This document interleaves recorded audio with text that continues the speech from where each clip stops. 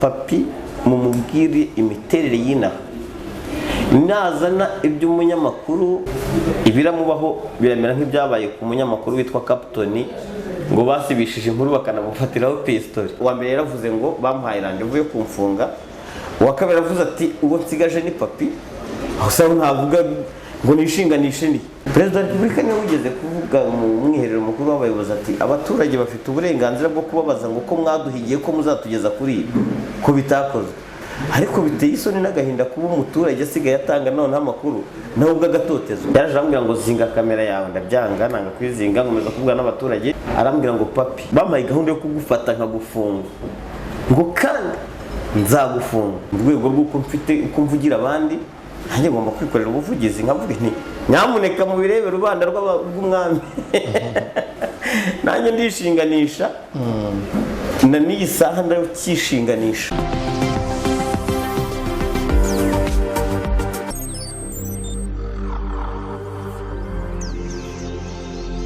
Nongeye kugushimira ko ukurikiye Ukwezi TV muri aka kanya. Ndashimira abantu bose badukurikiye bari hirya no hino ku isi mu bihugu bitandukanye, ku migabane itandukanye ndetse n'abari mu turere dutandukanye mu Rwanda. Abantu mwese mukunda kandi mukurikira ibiganiro bya Ukwezi TV, mwese muri abagaciro cyane kuri twebwe. Uyu munsi turi kumwe n'umunyamakuru abantu benshi baramuzi, ni Ndahiro Valens Papi. Abantu benshi baramuzi kuri City Radio, baramuzi kuri TV na Radio 10 ndetse no kuri BTN ari naho akora muri iki gihe. Papi, mu kiganiro mwatambukije kuri iki cyumweru ari nacyo cyatumye tugira igitekerezo cyo kugutumira kugira ngo tuganire, hari ahantu bavuga ko yuko ngo uri kwishinganisha. Hari abatarasobanukiwe abanyantuvide dusirikira tuvuga yuko ngo uri kwishinganisha, vuga yuko ngo hari umupolisi yakubwiye ko ari wowe usigaye. Nagira ngo utubwire byagenze gute. Sorakoze cyane. Nibyo koko mu kiganiro cyatambutse ejo kuri televiziyo, mu kiganiro bivugwa mu cyumweru, ni ikiganiro dusanzwe dukora kuva saa 6 kugera saa 8. Hano twibanda ku nkuru twakoze, yaba izo kuri televiziyo yaba ari izaciye kuri za murandasi tukaziganiraho.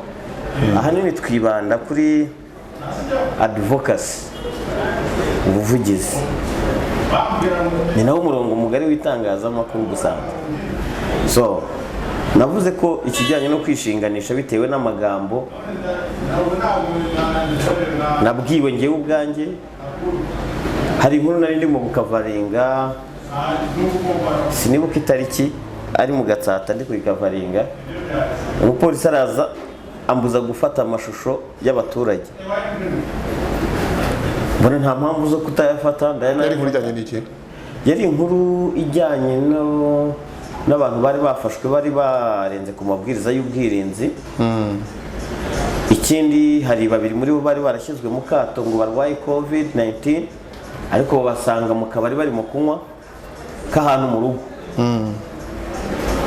Abanyerondo bagiye kubafata barabakubita, ariko biza kurangira n'abantu ubusanzwe mu bantu bafashwe. Inkuru ndagenda ikavaringa, abandi batigise ko muvuga ko mwari mwaramuje kujya mu bantu, ko ndi mu kato, ko ndwaye COVID, ubu mukaba muje kumfata, mukaba mwankize noneho mu ruhame rw'abandi. Ubwo bwirinzi buri hehe? Noneho nimba uwo mupolisi ataranyuzwe nuko uwo muturage ampaye amajwi ateye atyo, yaraje arambwira ngo zinga kamera yawe, ndabyanga nanga kwizinga nkomeza kuvuga n'abaturage. Mbona gize reaction itari nziza, arambwira ngo papi barambwiye bamaye gahunda yo kugufata nkagufunga ngo kandi nzagufunga. Abumva ko naba mbeshya bazambwira iryo jwi ndarifite. Wara recordings cyane. Urumva bimbwiye ndi kuvugana n'abandi baturage gukora ama interview, iryo jwi naryo rizamo. Abimbwiye baramusanzwe muziranye wenda personally? Akenshi tuba tuzwi. Ariko wowe ntabwo wari umuzi? Nta kintu twari tuziranyeho mu buryo budasanzwe. Nari nzi ko ari umupolisi ukorera mu Gatsata, ariko utambaza ngo amazina ninde, ariko muzi neza ko ari umupolisi.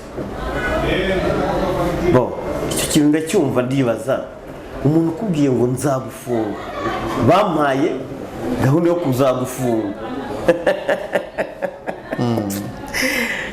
Kimwe cyo cyane kwibaza cyane. Icya kabiri mbona ko umugani ibyo dukora hari abo bishimisha, ariko nanone abo tuvuga mu bayobozi b'ibitagenda hari nabo bikora ku mutima. Icya gatatu mu nkuru dukora, buriya benshi mu bayobozi tuvuga baba ari bene wabo babo bapolisi bamwe, abo dukoraho inkuru aba ari bene wabo, abo byanze bikunze bafite ibisanira bya hafi, ku buryo no kubwira umuntu ati uzancakireho icyaha kuri papi cyangwa urebe icyo wakwitwaza kugira ngo byibura tumwumvishe nimunyumvishirize. Kuko hano imbere mu gihugu icyo nshima ni uko turi mu Rwanda rugendera ku mategeko, ariko nanone rutaburamo akarengane. Nubwo warengana urwageze hejuru, ariko byanze bikunze ushobora kurenganywa. Benshi cyane bafatwa bagafungwa, benshi cyane bafatwa bagashyirwa mu magereza, ariko nta byaha bafite, inkiko zikabarenganura bagataha. Ariko buriya wafunzwe uba wafunzwe. Si na rimwe si na kabiri dusanga imirambo ahantu abantu bapfuye. Wese nturakabara inkuru z'ahantu habonetse umurambo, hagiye gukorwa iperereza ku cyamwishe, ariko buriya wapfuye aba yagiye. Ayo iryo perereza ryakorwa niyo hamenyekana uwamwishe akabihanirwa, ariko cyane ariko aba yamaze gupfa. Kuko intumbi ntiwayibaza ngo byagenze bite. Buri wese aba afite uko yabyanariza ku rupfu rw'uwo wabonetse. Ibyo bibaho biragenda, ndanabibwira abakoresha banjye byambayeho, ariko barabireka gutyo. Muri kiriya cyumweru dusoje tukiri aho, kuko tugeze ubibwira polisi, kuko polisi y'u Rwanda nzi ko igihana abapolisi batitwara neza, hari unity ishinzwe kubahana, hari ntago buriya ibintu bya kururukururu simbikunda ngewe. No mu mibereho yanjye sinjye nkunda ibintu by'urukururano. Umbwiye ngo nzagufunga, ubwo aho nkorera harazwi, mfite ibyangombwa, ndi umunyarwanda, ntuye mu gihugu, dufite inzego z'ubugenzacyaha, hari icyaha bankurikiranaho cyangwa se runaka, gufatwa nkafungwa si igitangaza. Ariko noneho umuntu uri mu rwego akakubwira ngo bampaye gahunda yo kuko ngomba kuzagufata nkagufunga, icyo kintu nagitekerejeho cyane, ariko nanga kwirwa mbigira birebire, ndabireka.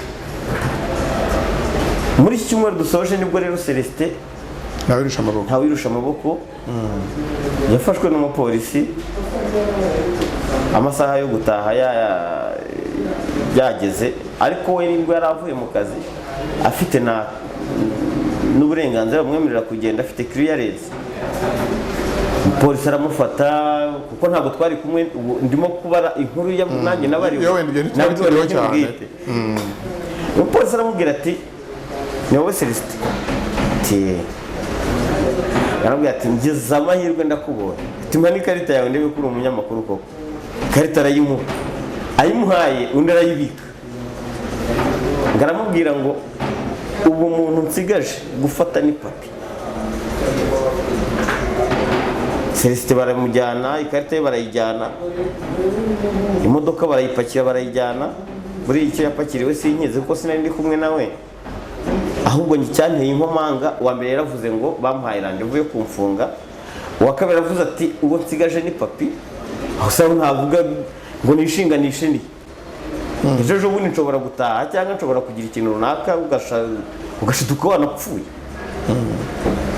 Papi ntabwo ari bwije cyane mu bya Celestin, kuko ikintu cyatumye mvuga ngo ndishinganisha rero, nimba umuntu akorera urwego avuze ayo magambo, afashe ikarita y'umunyamakuru, nimba nabyo biri mu nshingano za polisi, buriya za traffic simbizi, arayijyanye, byanze bikunze mva ko harimo ikibazo. None umuntu uvuga ngo ibyo muvuga ngo bizabashiramo, wumva ko byanze bikunze ni nk'aho aba ari gatumwa. Sinzi abamutumye, sinzi ibindi, ariko niyo mpamvu nanjye mu rwego rw'uko ndiho, mu rwego rw'uko mfite uko mvugira abandi, nanjye ngomba kwikorera ubuvugizi nkavuga nti nyamuneka mu birebe rubanda rw'umwami. Nanjye ndishinganisha, na n'iyi saha ndacyishinganisha. Ikindi, ndi kuri kamera z'Ukwezi TV, niyamye niyamye abantu bampamagara kuri telefone yanjye ngo ngwino tubwire ikibazo ufite ngo tuguhuze ngo n'umuntu runaka. Njye ni umupolisi muzi physically, dushobora no guhura gutya simenye ngo nini, sibyo kuba yaravuze ibyo ngibyo, ariko wambwiye ko ibyo byagombaga byagenze gute? Abagombaga byagenze gute? Abantu bampamagara bavuga message ngo papi ngo twabonye ikiganiro ngo mwakoze ngo ariko waza ngo tukaba twaguhuza ngo n'uriya mupolisi ngo murakanamenyana. Turamenyana gute? We unshaka mfite aho nkorera hazwi naza hansanga, kuko buriya bashobora kuvuga ngo ngwino, abantu bagufiteho umugambi bagushakira byinshi bitandukanye. Ushobora no kugenda ngo ugiye guhura n'uwo muntu uguhamagaye bati buriya papi, ukabona kuri Twitter z'inzego cyangwa se n'abo ngabo papi afashwe ari kwakira ruswa. Ubuse umuntu aje akavuga ngo tumufashe yakira ruswa ugira ngo buriya ntabwo bigabana, bisaba ngo ibimenyetso bagutega kwinshi gutandukanye. Ubwo rero ibyo uri kuvuga ni iby'abantu bagombaga nyuma y'ikiganiro barakubwira bati ngwino tuguze nawe umupolisi cyane. uwo guhamagaye se uramuzi? Ntabwo nzi, ahubwo nyenyemerwa kubera ko nimero zanjye ziba zifitwe n'abantu batandukanye.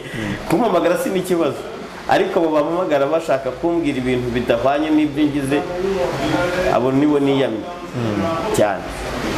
Papi, nkuko nabikubwiye ntabwo bya Celestin, ntabwo ari byiza kuvuga umuntu adahari. Iby'uko bafashe ikarita ya Celestin nabyo birashoboka, kuko ushobora no gukemanga yuko ikarita wenda ari igicukuzi, nawe akavuga ati wenda iri mu byakorwaho iperereza. Ntabwo mbyinjiramo, ni iby'akazi ka polisi n'ibya Celestin, ngira ngo wenda nibyo twaganira na Celestin ku giti cye.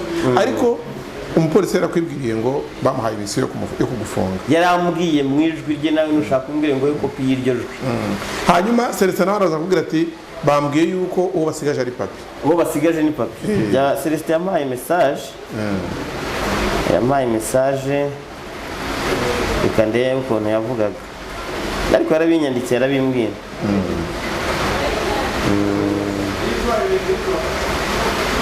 Message ye ahangaha ni message yari yandikiye umuyobozi ofisiye yaje kutujyana Gisozi. Ni birebire ndaza kuyikwereka, si ngombwa ko nyisoma kuri mikoro. Uyu wa gatatu bamufashe tariki 24 z'ukwa gatatu. Umupolisi aramubwira ati iyi message ngiyi wayisomye. Aravuga ati ngo uwasigaje ni papi. Buriya rero umuntu ukubwira ngo uwo nsigaje ni papi aho nkorera harazwi rwose pe. Hanyuma hano wenda ibyo yagaragaza akavuga yuko bamufashe ndetse bagafata ikarita ye y'akazi, ndetse ko yamusigaje ari papi. Ariko se tukiri aho ngaho akimara kubikubwira wumvise bayite, wagize ubwoba? Njyewe nta bwoba nagize, kubera ko baca umugani mu Kinyarwanda ngo ntawe utinya inkuba ari munsi y'ijuru. N'umuntu umigira ibyo ntibimureba, kuko sindiho kugira ngo umuntu ankunde, nta n'uwo nashishikariza ngo nkunda. Buriya urukundo nimba mutima za muntu, n'urwango nimba mutima za muntu. Unkunze unyanze utari Imana yandemye ntacyo biba bintwaye ngewe. None se bavuze ngo inkuru mukora ibyo muvuga bizabashiramo gutyo. Ntabwo yavuze ngo inkuru mukora, yaravuze ngo ibyo muvuga bizabashiramo. Nabwo yakomozaga kuri kiriya kiganiro cyo ku cyumweru nyine, kubera ko hariya twibanda cyane ku bitagenda, kuri weakness z'ubuyobozi runaka, ndetse rimwe na rimwe tukanatikinga amazina. Ibyo ngibyo mu kwishinganisha se, kuki utishinganishije mu buryo navuga ngo bw'inyandiko ze? Yego, urumva polisi ifite ayikoresha kubwira polisi. Nakubwiye ngo sinjya nkunda kururukururu, kandi n'iyi saha urakurikirana iki kiganiro aramenya ko icyo kibazo gihari. Ibi ni nko kuvuga ngo ninataha hagira inkomyi mu nzira, buriya nta nduru ivugira ubusa ku gasozi. Uwo wavuze ngo nsigaje papi ashobora kubikora we ubwe, ashobora no gukorana n'abandi, kuko sinjye umunyamakuru wa mbere waba utangiriwe. Uribuka ko hari n'umunyamakuru wigeze gutererwa ibyuma Kimisagara. ibyo rero bimbayeho byanze bikunze kuko hari amagambo nabwiwe nanjye ubwo naba naratanze abagabo nkavuga nti ariko mu byanze bikunze gusa ninongera kubona izindi atake ubwo nzabikora mu buryo bw'inyandiko bishyikiriza inzego zirebwa nazo n'icyo kibazo kuko niba umuntu akubwiye ngo nzawe undi akakubwira ngo ibi ni byinshi cyane. Ubwo rero ndakeka ko aho tugeze uyu munsi wa none byawuze icyo ndicyo ibintu bya wapfa ngayo ibyo ndumva twakagombye kuba tuvuga ngo hari aho twavuye hari aho tugeze. Kandi nanone impamvu mvuze ngo ndishinganisha nkanga guhita mbishyira mu buryo bw'inyandiko nuko n'ubusanzwe iyo kese iyo ntandaro y'ibyo hari inzego ziri kuyikurikirana ntabwo kuko Celestin ntiyicaye. Celestin we yaranditse aranabamenyesha bari kubikurikirana rero. So ubwo ndakeka uwabivuze kuva azwi abamukoresha bazamubaza cyane ko ashobora no kubivuga kubera ubwe nta wabimutumye cyangwa se akabivuga kubera ko yitwaje n'icyo ari cyo. Ashobora rero no kwitwaza icyo ari cyo akaba yamutaza mu bundi buryo cyane. Papi, ubusanzwe ubona gute abanyamakuru bakora ubuvugizi mu mboni ya rubanda cyangwa se mu mboni z'abayobozi? Cyambere cyo buriya abanyamakuru akenshi bibanda ku bijyanye na advocacy cyangwa se ubuvugizi barangwa. Bangwa na bamwe mu bayobozi. Akenshi uzasanga bavuga ibitagenda bavuga ngo ariko uzi ko nguri ari ikigarasha ahubwo nshaka wenda ngirirwa umugisha kuba ntarashyirwa muri iyo step. Kandi nawe uri umunyamakuru ibyo urabizi ko usanga abantu bavuga ngo runaka se ngo si ikigarasha ngo uyu n'uyu ngo si ikigarasha. Ahubwo nkibaza gukunda igihugu n'iki? Ntawanze igihugu. Gukunda igihugu ni uko ibyo bitagenda byakabaye bishyirwa ahagaragara bigakosorwa. None se abayobozi si bo bajya bakunda gutera indirimbo ngo ibidakwiriye nimba ubona nzabivuga ya Senderi. Ariko se koko ibidakwiriye babibonye barabivuga? Ahubwo ko usanga bamwe mu bayobozi baramaze kubaka urukuta rurerure rwaduhishirana. Ikosa rya mugenzi we aho kumubwira ati dore ukoze iri kosa bimeze gutya gasanga arimo kugenda ryubararaho. Wa munyamakuru ugaragaje icyo kintu usanga bavuga ariko nguriya nawe ariko kandi ngo runaka barya ngo ngo tewo ngo ni mwene ndi navuka he kandi afite bene wabo bari hanze. None iyo basanze ngo ufite bene wanyu hanze aravuga ngo yakoreshejwe. Ukibaza ibyavuzwe birahari n'ibihari. Basanze ibyo bintu wavuze bidahari kubeshye mu ruhame n'icyaha ajyanwa n'amategeko bakaba bikurikiranwaho n'inzego. Ariko kubera ko wavuze bitagenda ugasanga biraho ukavuga ngo hari ikindi gihe byakubayeho wenda no bitari izo kese uvuze ku bandi bayobozi wenda ukagira ikibazo uhura nacyo cy'uko bitewe n'uko wavuze ibintu bitagenda? Ntabwo byari byambaho. Akenshi iyo mvuze ibitagenda akenshi barabikosora cyangwa se ugasanga ubwabo mu kwisobanura baravuze ngo ibyo ntibyabaye. Urebye kuri Twitter akenshi niho abayobozi usanga barimo gusubiriza ibibazo byavuzwe mu itangazamakuru cyangwa se twashyize ku matwitter ku rukuta rwacu bakavuga ngo ariko kubera iki ngibi kandi byabaye gutya. Abayobozi bagahakana ngo icyo cyavuzwe si cyo ngo si ukuri. Nkibaza uyu muyobozi ibyo arimo kuvuga yageze aho ikintu cyabereye. Noneho hari umwe mu bayobozi wigeze guhakana kuri Twitter nashyizeho sinibuka ikibazo cyari cyabaye mu Gatsata ndabitwitinga by'umwana wari watewe icyuma w'umukobwa amara amasaha 2 aho ngaho bataramujyana kwa muganga. Ntangiye ubuyobozi bugiye gusubiza baravuga ngo ibi watangaje nta kuri kubirimo kandi umuyobozi uri kumbwira ibyo ntiyanahageze. kubera ko nawe yahawe raporo ipfuye nawe agasubiza ibipfuye aho kugira ngo bikosoke. Icyo nisabira ni uko abayobozi bakabaye bakora ibiri mu nshingano zabo, bakumva ko bagomba gukosora ibitagenda, kandi kuba umunyamakuru avuze ibitagenda iwawe si ukaba kwanze. Buriya Theo ujya ukunda umuntu uguhana akubwira ati ibi bintu bimeze gutya, ubaye bikora gutya byarushaho kuba byiza, kumva impanuro. N'umunyamakuru rero ukubwira ati ibi bintu bimeze gutya, kuki bimeze gutya, byakabaye bimeze gutya, numva uba udaciye nk'amabere. Kuko twese ntabwo tuzakora ibigenda, nta nubwo twaba turi abapiyara b'imirenge cyangwa ab'utwo turere cyangwa ab'imidugudu cyangwa iki.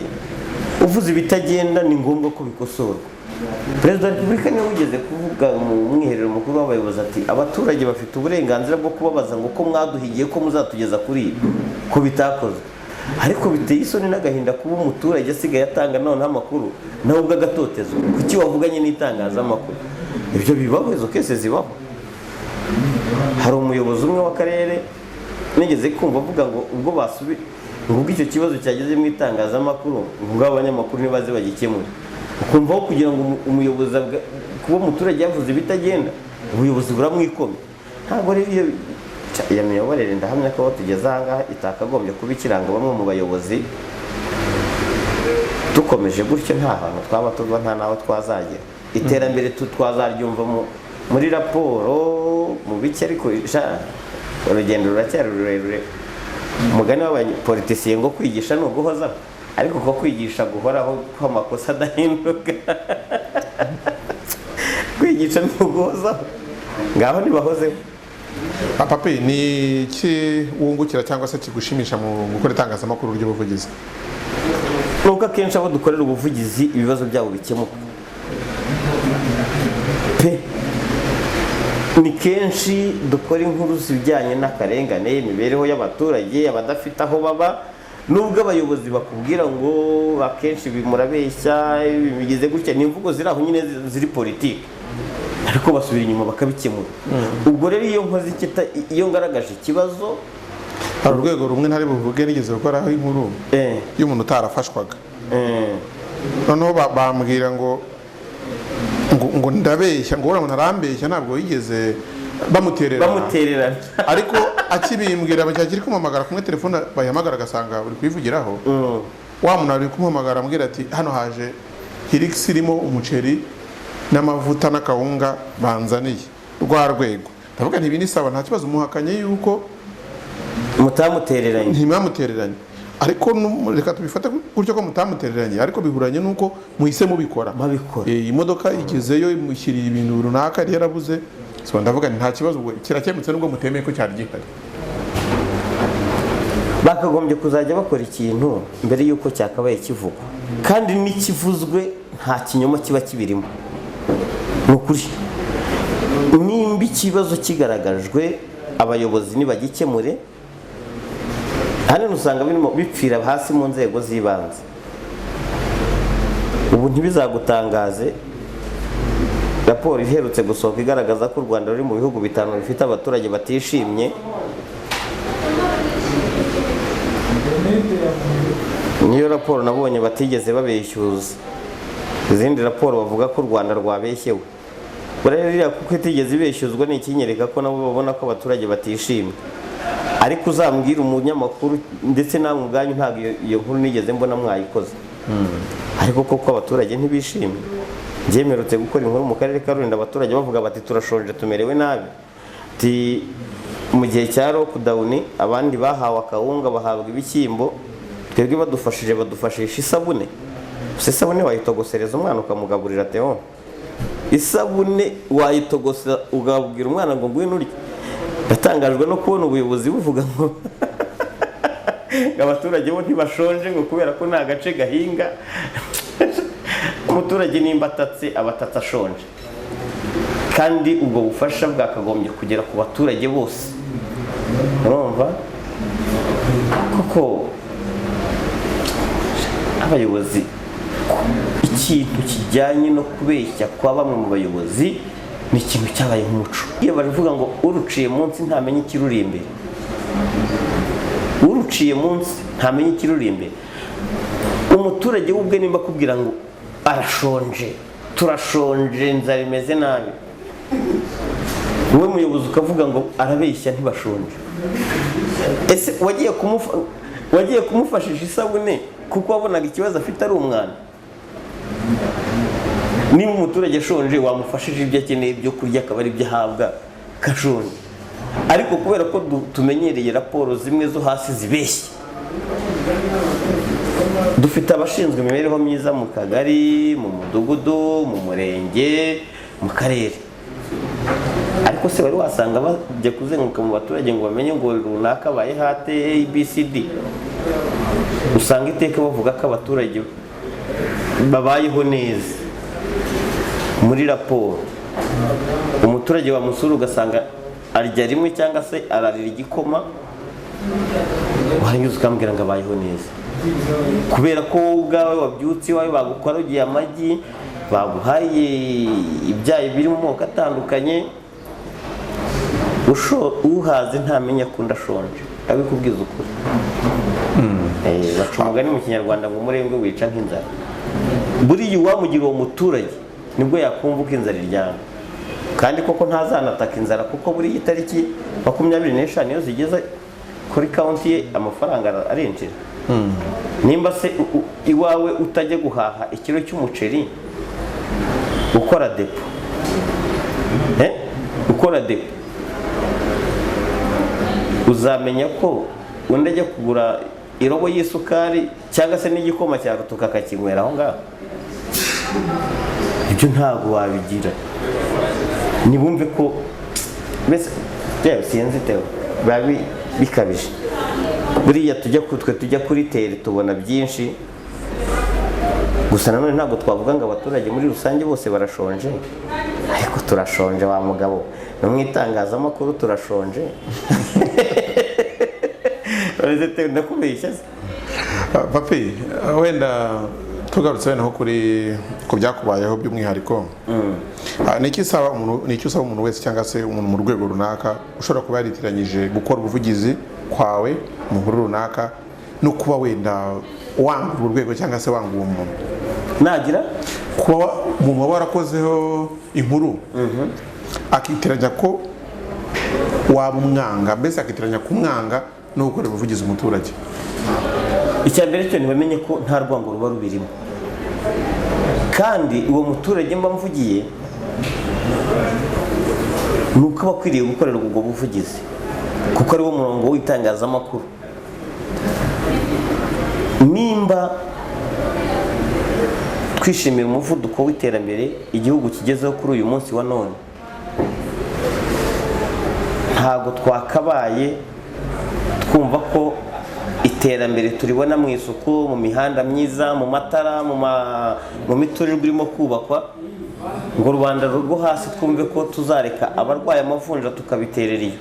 Nitubivuge bikosoke, kandi uwo muyobozi yibibara nk'aho ari urwango kuri we, ahubwo niyumve ko twebwe, kubera ko mu mugani bagira inshingano nyinshi, bagira amanama adashira ntazi ikiyavamo, kubera ko bibaye ari inama zigamije imibereho myiza y'abaturage, ntabwo ibyo bibazo byaba by'uruhuri bihari.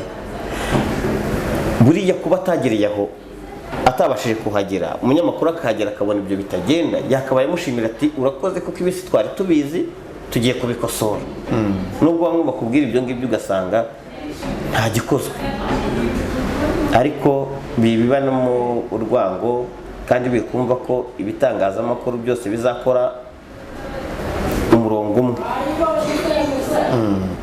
Papi, dusoza ikiganiro, nabonye ku akavideo kasirikiraga k'ikiganiro mwagize nyine ku cyumweru, mwe na Celestin ndetse na Eric kuri BTN, bavuga bati mwararengereye polisi, mwarayibasiye mugeraho mujya ku mupolisi muvuga aho avuka, ababyeyi be. Twararengereye. Yego. Nakubwiye ngo ntabwo nabuze umuntu kujyaginga ibyo ashaka. Havuga bati gute mwagiye kuvuga mu polisi ngo uriya yavukiye Masisi, ngo ni mwene kanaka na kanaka, bati ibyo byari bihuriye n'ikibazo. kuvuga ngo ibyo ngibyo nakubwiye ngo ayo ni amarangamutima ya muntu, nta n'uwo ntegetse kuvuga ngo nareke kuvuga ko tutarengereye. Icyo yita kurengera abifata uko abishaka. Natwe ese ko dufite urwego rw'igenzura rw'itangazamakuru, dufite n'ibigo dukorera, uwo nguwo uvuga ko twamurengereye, ahubwo hari n'ibindi tugishakisha ngo tumenye bamutumye. Buriya bafite inzego z'iperereza, ariko natwe ubu turimo kwikorera iperereza ryacu. Twavuze biriya kandi tuzavuga n'ibindi tugikusanya. Impamvu yo kuvuga uyu yitwa uyu ni mwene runaka ubaye aha, ni ukugira ngo yumve ko natwe twamaze kumenya ni muntu ki. Ubwo nyuma bitega ko noneho tuzaza mu yindi epizode tubereka noneho uwamutumye n'uyu n'abarimo kumukoresha nabo. Hari abo mumaze kumenya ubu cyangwa baracyashaka? Waretse kutwicira iperereza natwe maze abavuga ko turengera, ntabwo nzabuza umuntu kuba inkoma amashyi tewe. Urabyumva neza? Ntabwo kandi twarengereye, nta nubwo twigeze tuvuga polisi nabi babyumve. Twavuze umuntu ku giti cye, ntitwavuze urwego, kuko n'ibyo ngibyo yavuze ngo washigaje ni papiye. Sinzi uwamutumye, nimba ari abamukoresha, nimba yarabivuze ku giti cye, nibyo tukirimo gukusanya. Ubwo rero wimbaza ibyo kubera ko urabunyikiye iperereza, gusa menya ko iyo video nanjye ndayifite yengezeho.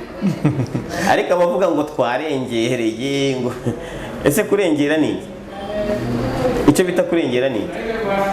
Papi, kugeza ubu ntabwo bufite njyewe bw'iki? None se ubangaho nsanze ndi mu mwobo ngo bw'iki? Ari umbwiye ngo bampaye hari ikindi kintu uvuga muri icyo kiganiro nayo urayitubwira ku cy'inkuru ukuntu ngo baguteze indaya i Rubavu. Aha byagenze gute Papi? reka mubwize ukuri, nakubwiye ngo ntawe utinya inkuba ari munsi y'ijuru. Byagenze gute nyine Rubavu? Nagiye Rubavu, hari umuturage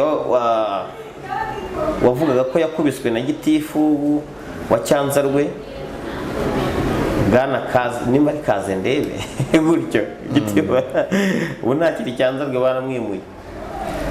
Baramubwira ngo baramukubita n'imodoka ye barayimena. Buriya ngiye mu buzima, mu mibereho yanjye, nta muntu ushobora kumpa inkuru ngo dore nguhaye inkuru iteye gutya ngo yikore. Mbanza kugeraho ikibazo cyabereye ngo menye se ibi bivugwa ni ukuri.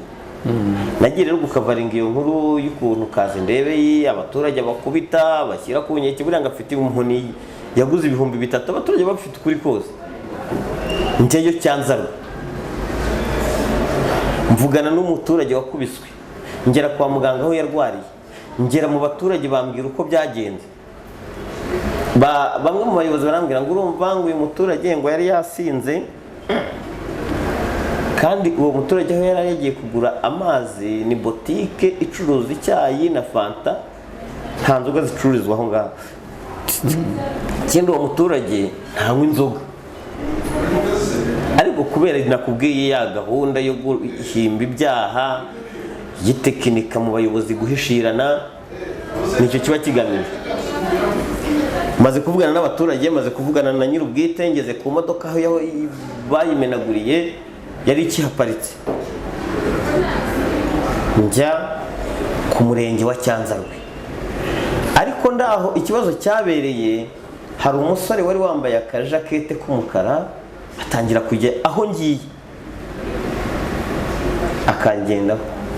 Umuturage tuvuganye tukaba turi kumwe, ndangije ngeze ku murenge,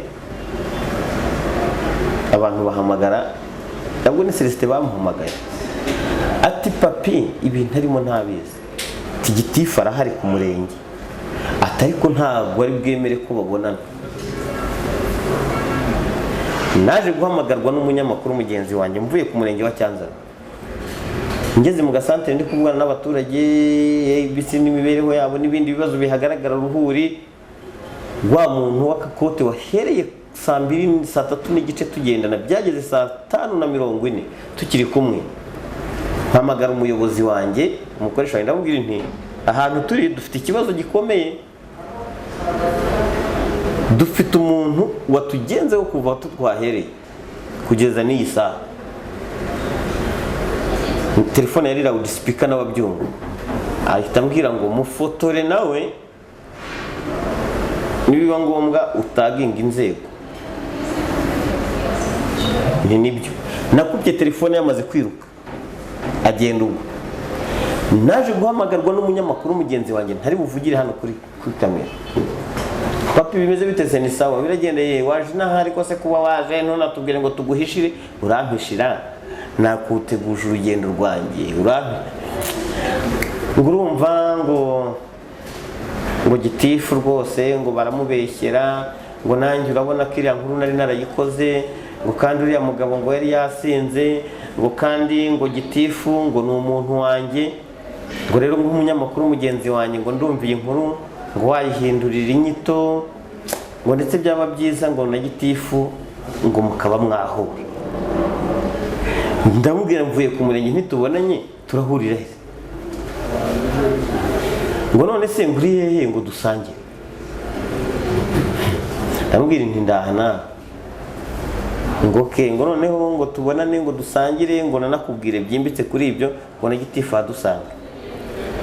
Nkupa telefone bigeze nka saa 9 arongera arampamagara ngo none se ngo ko nagutegereje ngo nkakubura wemeze bite? Ndabwira se ngusange ama nimero impanye kubwira iyo nimero. Uwo mukobwa wari muri hoteli ngo baragusanga muri hoteli, uyu mukobwa arakwakira aguhe aho, arambwira ngo iyo message yinyohereje saa 12:16 zari tariki 17. Dore iyi message cyangwa soma iyi message. Iyi message uyu mukobwa arakwakira aguhe aho ukorera inkuru, nanjye nimo kuva YouTube njyayo. Ajya kuri iyo hoteli. Urumva umuntu ahita amamagara arambwira ati papi uri hehe? Ndamubwira ndahana. Ati nkurebe umukobwa ugiye kuhura nawe bagiye kukurega viole banakwagiriza ruswa. Uwo muntu ampamagara ari i Kigali, ariko nanjye buriya mu buzima busanzwe sinshobora kujya kwicara mu mahoteli mu buzima bwanjye, kubera ko nubwo yari arimo kumpushinga ambwira ngo ngende nyereka aho nkorera inkuru, buriya byanze bikunze iyo tugiye mu mamisiyo ikigo kiba cyagennye ukuri burye ukuri buryana. Ubu rero impuhwe yarangiriye zo kunjyana muri hoteli, kandi uri umunyamakuru mugenzi wanjye urimo kumpuza nande ntabo ngabo. Ikintu nakoze, telefone nahise nyifunga, nibuka neza ko na hoteli narayemo aho nari naraye mbere siho naraye, nahise nkuraho telefone njya gushaka ahandi ho kuryama. Banababazwa nuko ngo ntagiye kuryama kubonana nabo ngo dusangire. Bongeye kumpamagara ngeze i Musanze ntaha, ariko nshyizeho telefone, ariko se umusa ngo wangenje ute ngo ko nakubuze, ngo n'inkuru ikaba yatambutse, ariko ngo urumva ibyo byawe urumva rero. Bari magambo se n'umunyamakuru yari yakugambaniye? Narakubwiye bari abanyamakuru bakorera mu ntara baba bafitanye ubushuti budasanzwe n'abo bayobozi. Ntabwo bashobora gushyira ibikorwa byabo bipfuye hanze. Kandi mu ijambo ry'uyu munyamakuru yari yambwiye ati gitifu waretse nkabahuza ko ari umuntu wanjye, tukareba uburyo inkuru nubwo wayikora ariko ukagira uburyo uyikoramo. Mu buzima si inkoreshwa. Ikindi winyereka umurongo w'ukuntu nkoramo iyo nkuru, kuko ngewe ubwanjye nahagurutse ikigo kigomba kumenya uko mbaho n'ukuntu ndi bukore iyo nkuru. Ubwo rero nuko byanyendekeye, bampanga aka gakobwa ka Chantal kagomba kunyakira muri hoteli iyo nza kuba umusambanyi, kurumva hariya kwigobotora iyo ngo byari kuba birebire, bari kuba bageze ku mugambi wabo mubisha. Kuko babwiye uwo muntu wari uri i Kigali bati papi mumubwire imiterere y'inaha, nazana iby'umunyamakuru nka runaka ibiramubaho biramera nk'ibyabaye ku munyamakuru witwa Captain ngo basibishije inkuru bakanamufatiraho pistori, kandi nabyo ngo byabereye za Rubavu, urabyumva neza. So ubwo rero nuko byagenze, baneze umutego mutindi abari bushibukana. Papi, reka tugushimire ku mwanya waduhaye ndetse dushimire n'abakurikiye ikiganiro, ariko kandi dusoza wagira ubutumwa cyangwa se agakirigishwa ushyiraho ku bari badukurikiye. Agakirigishwa nshyiraho nuko bibaye byiza ntabwo nzabuza abantu kugira amarangamutima yabo. Icya kabiri nuko nshimira izi nzego z'ubuyobozi, kubera ko buriya baravuga ngo ibuye ryagaragaye ntibarikisha isuka, kandi nabo bagiye gukurikirana ibibazo biba byagaragajwe. Mpamya ko n'abo bapolisi baba bakoze ibi bitwaje icyo bari cyo, ababakuriye ubu ndahamya ko bamaze no kubaganiriza, bagomba no kubaganiriza bakanabibutsa discipline nuko bitwara mu kazi. Murakoze cyane. Urakoze cyane papi.